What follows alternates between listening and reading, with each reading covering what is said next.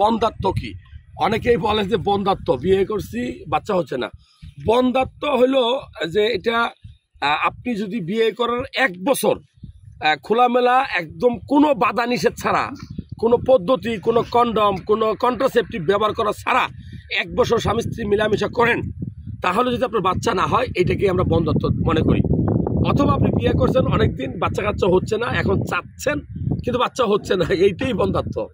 এইটা হইলে নর্মালি আমাদের দেশে মানুষ ওই বউরে জিজ্ঞাসা করে, কি গো বউ তোমার বাচ্চা হয় না কেন, ওই স্বামীরে জিজ্ঞাসা করে না।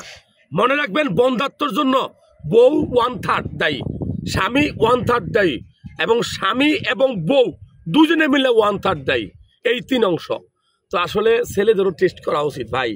বাচ্চা কাচ্চা হচ্ছে না, বউরে যে কবিরাজ দেখাইতেছেন, হোমিওপ্যাথিক পানি ট্যাবলেট ক্যাপসুল আছেন, যার ফকির উপর আছেন, একটা টেস্ট করবেন, মাত্র একটা টেস্ট, সিমেন অ্যানালাইসিস করলে আপনি বুঝতে পারবেন যে আপনার শুক্রাণুর কোয়ালিটি কেমন। কারণ শুক্রাণু যদি নীল থাকে, যেটা যে এজোস্পার্মিয়া, আপনি তো জীবনেও বাবা হইতে পারবেন না।